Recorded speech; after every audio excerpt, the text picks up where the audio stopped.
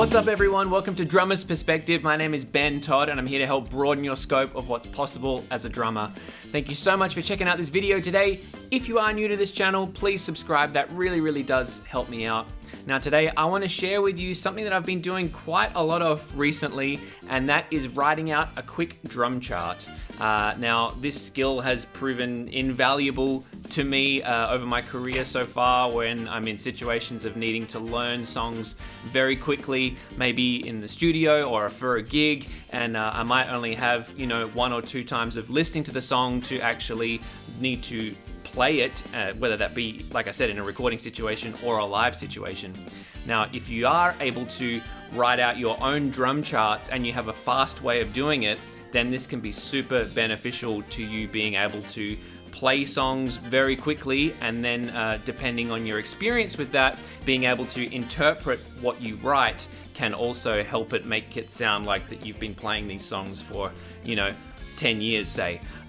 So today I want to share with you my process of how I go about writing out a quick drum chart. I know there are a bunch of different methods and techniques of people out there writing out music very quickly, but this is just the formula that I use and something that I've developed over my career, and it's worked really well for me so far. So I wanted to share that with you. So please sit back and relax and enjoy this little step-by-step process of how I go about writing out quick drum charts. Before we jump into today's conversation, I want to offer you a free gift, and today that's my 7 ways to attract more work as a drummer PDF guide. If you feel like you're working on all the right stuff, you're seeing improvement in your playing, perhaps you're actually quite established in your local music scene, but still you're not working just as much as you would like to, then this guide is perfect for you. Here I offer you 7 ways to reapproach your development and your progression as a drummer, and offer you a fresh perspective on some things you might be able to change in your development to hopefully bring in a little bit more work. The best thing about this guide is that only one of the tactics involves picking up a pair of drumsticks at all. So if you're feeling a little stuck, frustrated, and tired of not being able to be out there working and playing more, then please head to drummersperspective.com/7 ways and grab that free downloadable PDF guide right now. Alright, so as mentioned, I have been doing quite a lot of this in recent times, and that's just because I've come back to Australia and I'm in a situation now where I'm playing in a few new different bands and I'm needing to learn their material, and also I'm doing quite a bit of recording work from my studio here, so I'm being sent music to learn very quickly and record it quite fast and turn it around to the clients. So this method and technique of writing out drum charts really quickly has, like I said, been very beneficial, particularly in recent times. So I'm going to walk you through how I will go about writing out a drum chart, and some of the techniques that I use and things that have helped me be able to do this kind of thing quite quickly, and then interpret it and not be too confused when it comes to the time of actually playing it. So the track that I'm going to use is a track that I've been sent to record for somebody, and this track I have all of the individual stems, so the drum part, the guitar part, vocals, etc., which makes it really easy for me to hear the different parts, especially the drum part. Obviously, if there's anything that's confusing, I can solo that and take a listen to exactly what's going on. But for this particular example, I'm going to mute the vocals so you don't hear the lead line, but you'll hear all the instruments and the drums, obviously. So I've got it loaded up here in Logic now, and I'm going to put the headphones on, and then we'll get into writing out this chart. All right, here we go.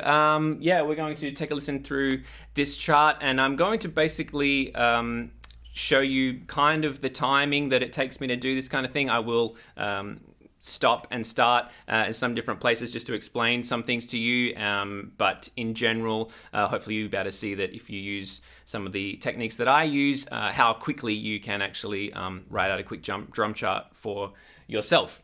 So quick tip, I should say, for all the pencil nerds out there, I was hip to these pencils by my really good friend and incredible musician Adam Page. This is a Palomino Blackwing 602. If you're into pencils, I don't know if you are. I certainly wasn't before I knew about these, but Adam does a lot of chart writing and he likes to do it by hand. And he said that if you do that, check out these pencils. And yeah, honestly, they're actually really, really cool if you do use pencils for this kind of thing or anything really. So yeah. Check out this the Palomino. All right, let's take a listen to this tune, and I'll write out the chart as we go.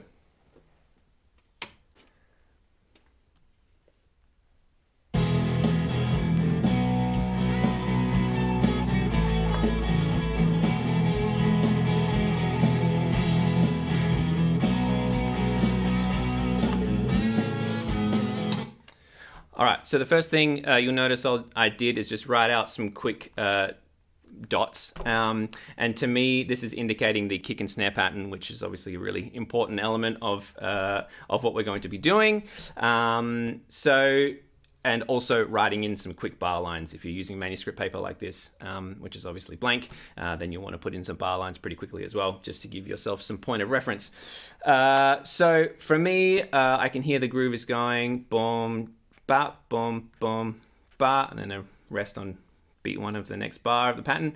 And then I think it's a boom, ba, boom, boom, ba, that kind of thing.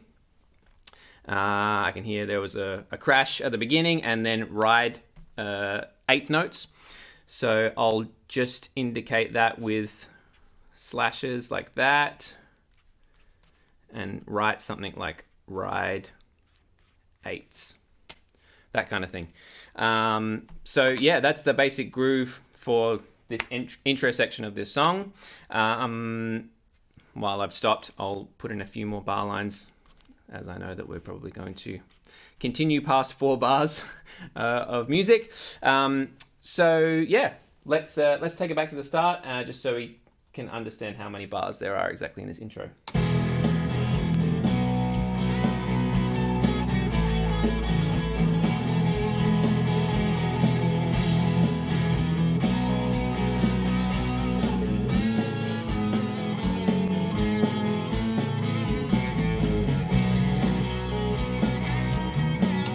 Okay, cool. So a few things there.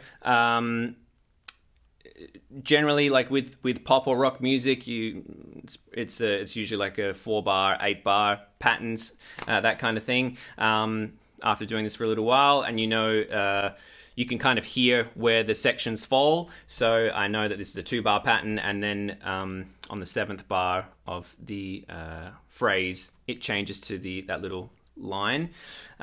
So we've got the 2-bar pattern, then we've got this sign here, which means play 4 more bars, and I've indicated that with the number 4.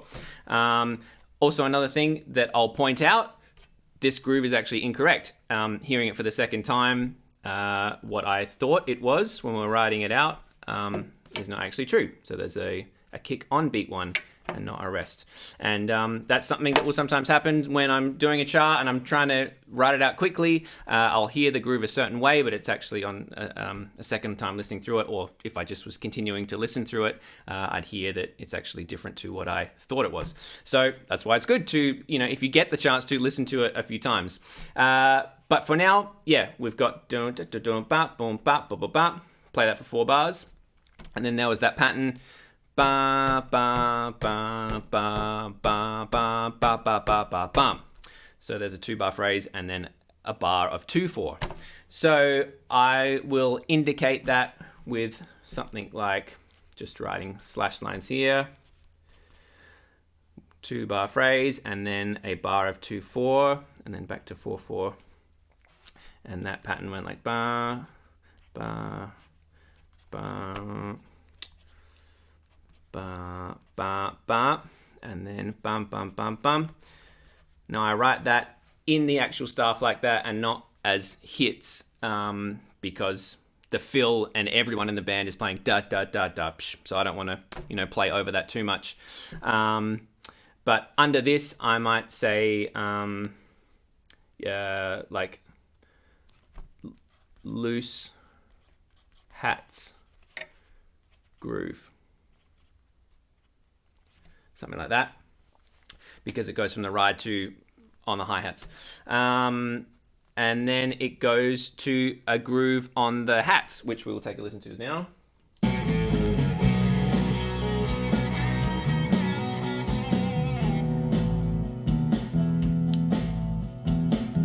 Okay, and then it's into the verse.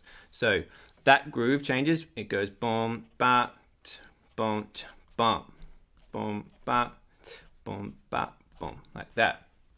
And then, as I did before, I'll put these lines up here and then write hats.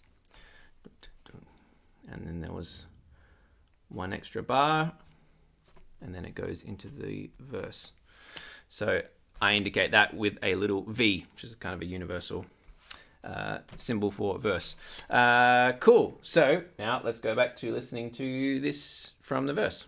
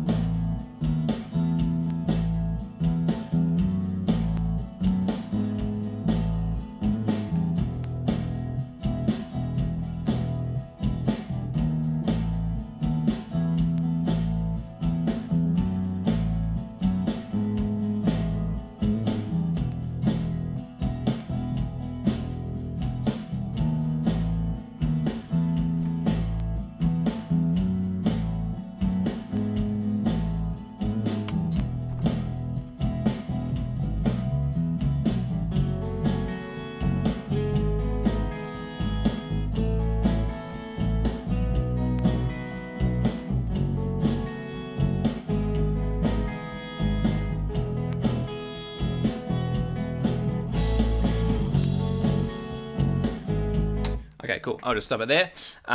So you'll see there that those were 6-bar phrases of a verse. You can hear, well, I can hear the harmonic pattern is repeating every 6 bars. So I just indicate that with play 6 bars here, 6 bars, 6 bars, just so I can kind of, I wouldn't necessarily play a crash and, you know, the start of every section, but it just helps me to hear those changes when I'm actually going to record it. So then it goes into a pre-chorus section. And like I said before, you know, after you do this for a little while, if you have any experience really playing pop or rock music, you know, it's mostly 4-bar, 8-bar, 16-bar phrases, so you can hear where, like, how those phrases feel on the bigger timeline. And I could hear that there was a crash on beat, or an accent on beat 3 of the 8th bar of that pattern. So I go 7, and then 1, 2. Crash on beat 3, and then there was a little fill there, and then it continues on from there. So let's keep on listening from here. And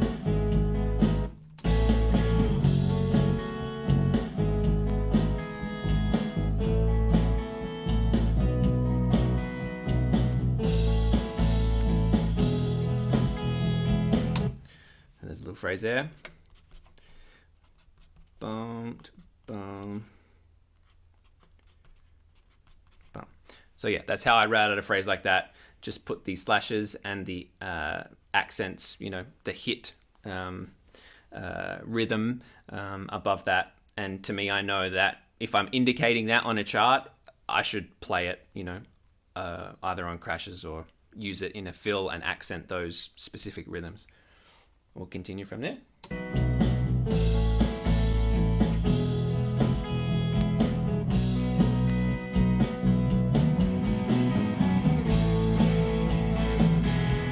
All right, so that is 1 extra bar, 2 bars there, and then a crash for that section, and then it sounds like it goes into a new section. Might be the chorus. And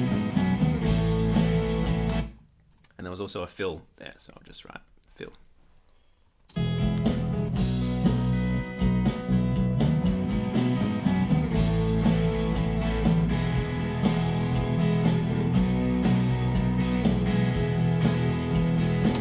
All right, so there's a new section. It goes to ride, and also the kick and snare pattern changes a little bit. So I'll just go kick, snare, like that. And then I'll put this in slashes and go ride. and then I also might put CH for chorus.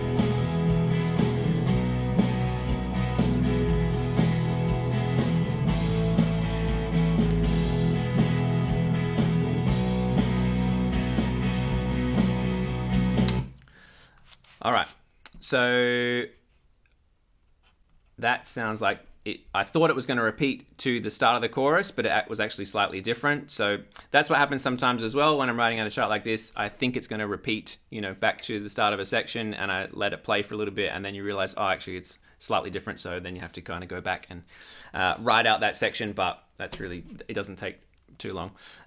So it sounded like there was an extra 4 bars of chorus, and then crash here, a dot there, rest, and like that, extra bar, and then 2 bars there. I'll just double check that again.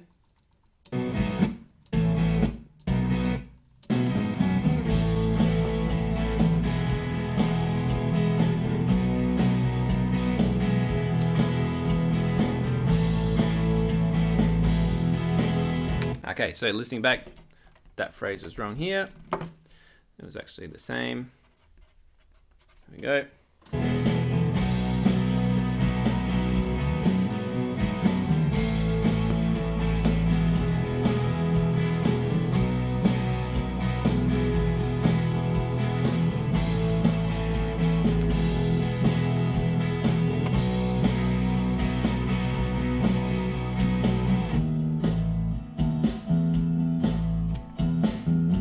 Okay, so this is exactly what I was talking about before. It sounds like it's going to go back to the verse.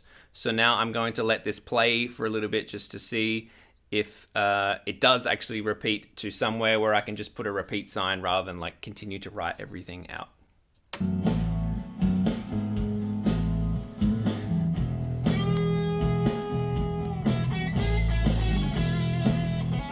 Okay, so already it's different. So I'll go back and take a listen to that again from the start of the verse.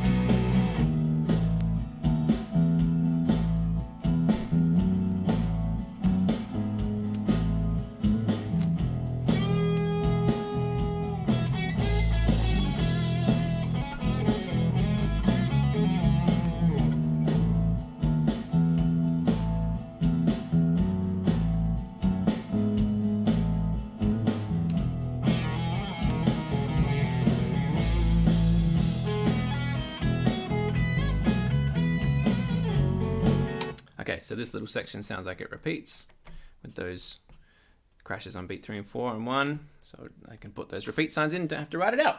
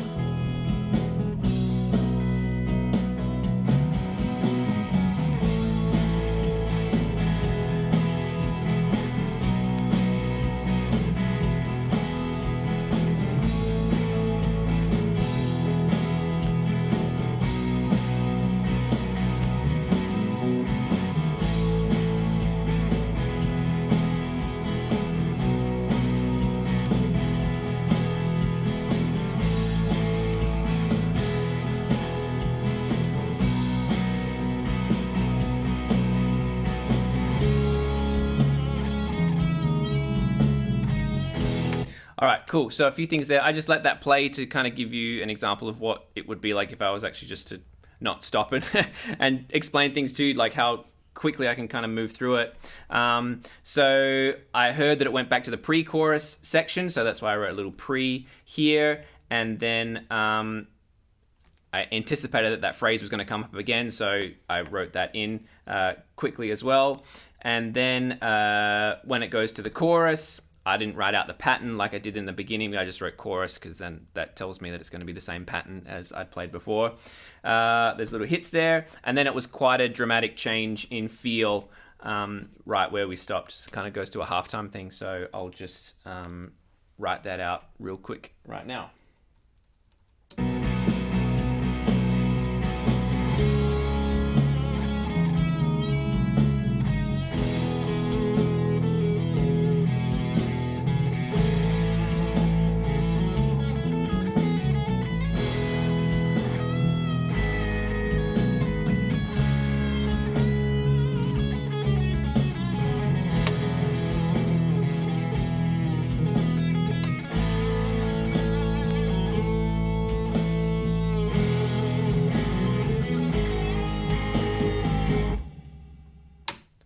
All right, cool. So that sounds like it goes to a halftime ride, quarter notes, and boom, boom, bap on the kick and snare. So I've just written here. Again, this is where like knowing your own handwriting and knowing your own way of doing things really obviously comes in handy. I'm not sure if you can understand that, but that says ride quarters. There's a little crash there. And then it sounds like it repeated 4 times. And on the last time, it finished on the last 8th note of that phrase. So for something like this, I might just put times 4, and then I'll put a little thing like that, like 2 8th notes, and say something like last time finish, and perhaps a little accent. Now, again, as I said, this is just something to get by, something quick. So listening to the tune, if you're in a situation where you're recording the song, like I've been doing quite a bit of this, where I listen to the tune, I write out a chart, and then I record it straight away. So you've still got it in your head. It doesn't have to be exactly perfect, but it's just kind of a guideline. So writing something like that, I know what that means. That goes for a lot of the chart as well. But just something to keep in mind. You know, if you wanted to be very accurate about it, you might do like this 3 times and then write an extra 2 bars out. But you know, for the sake of getting it done quickly, this is how I would do something like this. So we'll take it back a little bit.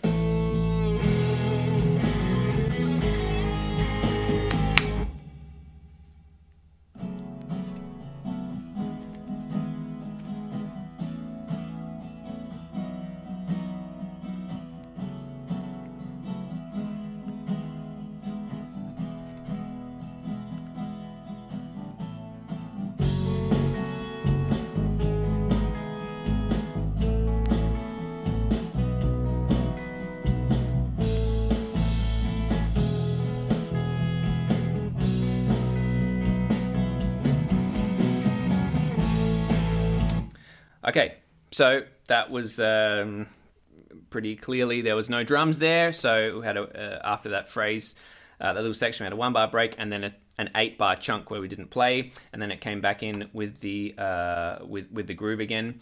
So boom, da, boom, bap, boom. You know, that's how I would write that phrase out, and then again with the slashes and go hats. And it did that similar pattern as it did previously in the chart, which I now know. If I can just write that out quickly, I'll go 3 bars, slashes, boom, boom, 1, 2, 3, 4, and then another crash, and then 2 more bars into the chorus, and then I'll write fill, and then we're into the chorus. So page 2.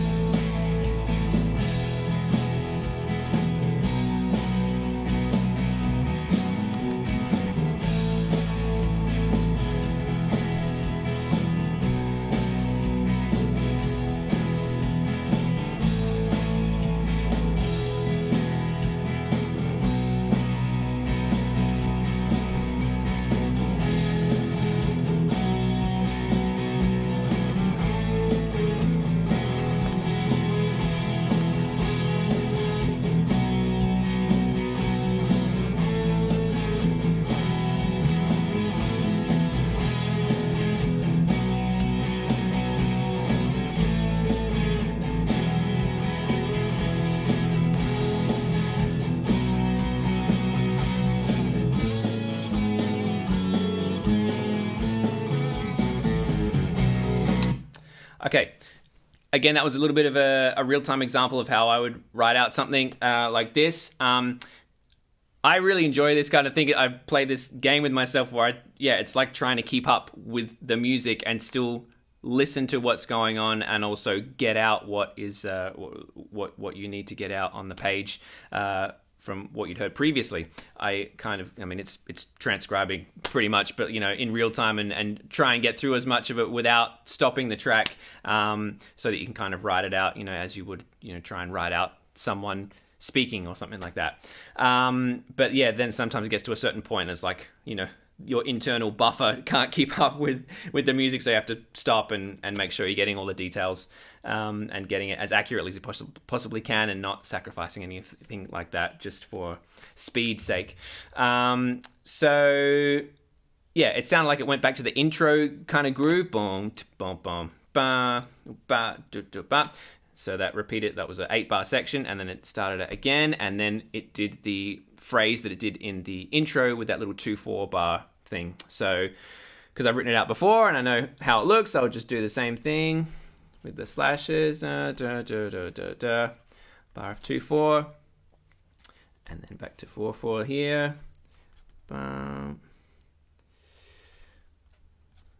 bum, bum, bum, bum, bum. And then in the stuff, da da da da, and then back to the groove.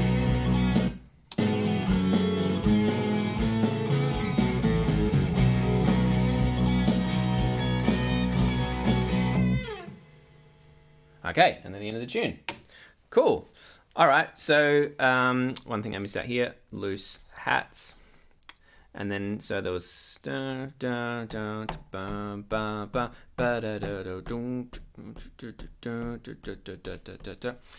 bars there. It sounded like the bass played on beat 1, but everyone else finished on the and, 4 and.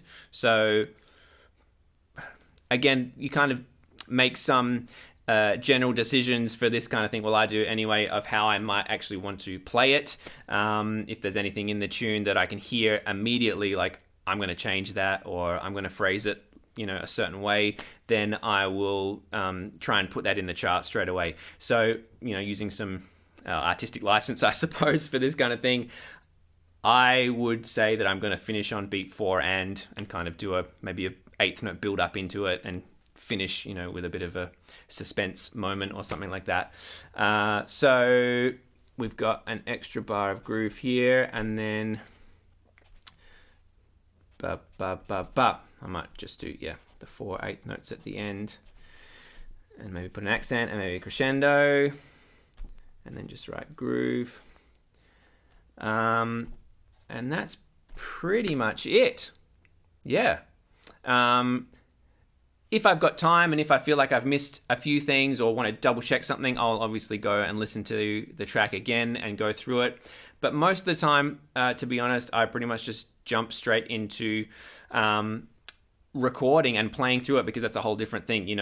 Like I said, you might write something out in the chart that you think is going to work, and then when it comes to actually playing it, it doesn't sit right, or it doesn't feel right, or you can hear something, immediately straight away, like, oh no, the groove should be this, in which case then you'll go and erase what you've done and write something else in, give yourself some notes. But yeah, the idea with this kind of thing, like I mentioned in the beginning, is just to be able to do it, quickly, so that if you're in a situation where, you're recording tracks from home, or you have to learn like a lot of songs, for a gig. I've certainly been in that situation many times. I'm sure a lot of other people out there have, where, you're sent a huge list of material to learn for a band, and you have to learn it quickly, and you might only have like enough time just to listen to each song once. This kind of thing works well. It is, it's pretty detailed. Like it's a decent enough chart. Sometimes you don't even get the luxury of going back and listening to things. You just have to write out, numbers and verse, chorus, and that kind of thing, and get by as best you can. But for me, this is the method that I've found to work the best. It gives me enough detail to base things off of, but it also, it doesn't take me forever, obviously, to write it out. So yeah, that's pretty much my process of how I go about writing out a drum chart. I really hope you've enjoyed checking that out. But, I'd really love to hear from you guys and girls out there too. Have you got, your way that you write out drum charts or that you learn songs quickly? I know there's a lot of people out there who are fortunate to be able to just listen to a song once and then have it, in their mind and be able to play it and remember it. I certainly don't have that ability. I wish I did, but this is a technique that's kind of helped me get by and learn songs pretty quickly and then have a pretty detailed reference to go with. But yeah, like I said, if you've got some ideas or some ways that you think this could be better or faster, please put it in the comments below. I'd love to check it out because I always want to learn, as well and get better at this kind of stuff. But for now, thank you so much for checking out this video. I really hope you've got something out of it and learned something. But in the meantime, please head on over to drummersperspective.com and sign up to the mailing list. Don't forget to subscribe to the channel here, and I'll see you next time on Drummer's Perspective.